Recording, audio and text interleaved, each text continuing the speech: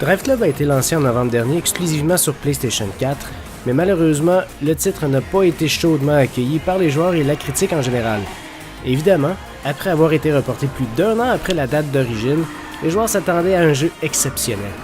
Toutefois, le jeu a grandement évolué depuis son lancement et c'est pourquoi je lui accorde aujourd'hui une critique deuxième vie. Vous l'aurez compris, Drive Club est un jeu de course qui focus essentiellement sur les courses en circuit fermé.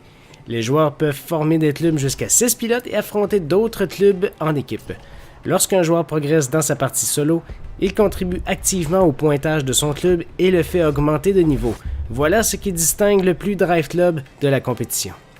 Visuellement, Drive Club est sans conteste le plus beau jeu de voiture sur le marché présentement. Il est plus beau que Forza Horizon 2, plus beau que Need for Speed Rivals, plus beau que The Crew et même que Forza Motorsport 5. Le jeu est simplement magnifique. La modélisation des véhicules et des pistes est incroyable, mais encore plus les effets météo.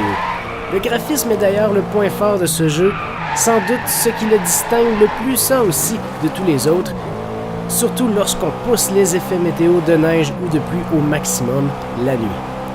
Dommage que ces effets ne soient pas disponibles dans la campagne solo gratuite. Au lancement, Drive Club a été grandement critiqué parce que plusieurs fonctions de base n'étaient pas fonctionnelles, notamment la majorité des modes en ligne, les effets météo et d'autres aspects. Aujourd'hui, tous ces problèmes sont réglés, mais est-ce que Drive Club remplit toutes ses promesses? Non. Malheureusement, ce n'est pas le cas. Essentiellement, le titre ne propose pas assez de contenu. Or, Drive Club offre tout de même quelques pistes et plusieurs véhicules différents, mais en nombre absolu, nous sommes bien loin derrière ce que propose la compétition. Par ailleurs, Drive Club n'a pas de caractère propre à lui, rien qui le distingue réellement des autres, et je m'explique. Dans chaque jeu de course, il y a toujours des éléments marquants qui font qu'un titre se démarquera des autres. Que ce soit la quantité de contenu incroyable de Forza Horizon 2 ou son monde ouvert, que ce soit les courses effrénées de Need for Speed Rivals, que ce soit le monde ouvert grandeur nature ou presque de The Crew, ou que ce soit le réalisme du pilotage de Forza Motorsport 5, chaque titre se démarque des autres. Drive Club n'a pas d'éléments uniques. Le jeu offre de bonnes courses excitantes, un bon effet de vitesse et un graphisme à couper le souffle, certes, mais peu de variété. Par exemple, il n'existe que 3 types de courses, la course, le contre-la-montre et le drift. Le titre n'est pas une simulation, ni un jeu totalement arcade. Drive Club essaie de se situer plutôt entre les deux, mais au lieu d'aller y chercher le meilleur, le titre se retrouve plutôt avec les défauts des deux genres. Le titre n'est pas assez précis pour prétendre être une simulation, malgré que son réalisme visuel puisse le faire croire. D'ailleurs, il n'y a aucun dommage possible au véhicule, si ce n'est que quelques égratignures et quelques bosses. Le titre n'a pas non plus la jouabilité assez permissive pour prétendre être un jeu arcade. À ce sujet, Drive Club s'adresse aux joueurs habitués au genre. Si vous n'êtes pas un pro des jeux de course, Drive Club risque de grandement vous déplaire, puisqu'il ne propose pas de divers modes de difficulté pour permettre aux joueurs novices d'avoir du plaisir plus aisément.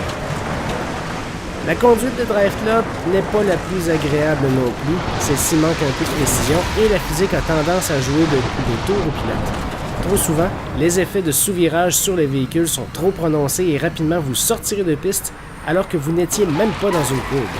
Ce n'est pas amusant, c'est frustrant. Durant toute l'expérience, j'ai eu bien plus l'impression de me battre contre ma propre voiture plutôt que contre mes adversaires. Drive Club omet aussi plusieurs fonctions que les fans du genre apprécient: modification de véhicules, amélioration, paramétrage, cosmétiques entièrement personnalisés, etc.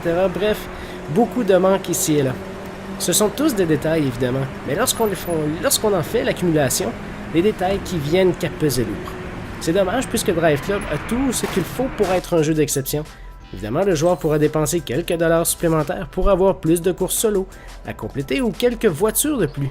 Mais au final, l'expérience offerte de base est réellement de base. Je peux sembler très dur avec Drive Club, et je pense que je le suis aussi. Mais lorsqu'un joueur décide de faire l'achat d'un jeu neuf à gros prix, on s'attend à avoir un peu plus de contenu. Drive Club est beau, plus beau que tout ce qui existe présentement, mais il doit offrir au-delà du graphisme. J'ai tout de même eu du plaisir, mais j'aurais pu en avoir un peu plus si ce n'était que d'une conduite qui manque un peu de précision, d'un engin physique qui ne pardonne pas, ou la possibilité de moduler la difficulté au besoin. Sans compter que j'aurais pu avoir du plaisir plus longtemps s'il y avait un peu plus de contenu fourni avec le jeu, sans devoir miser sur le contenu téléchargeable payant. Bref, Drive Club reste une déception. Mais la plateforme est bien là pour offrir un bien meilleur contenu dans une prochaine itération. Ma note, 7,5 sur 10.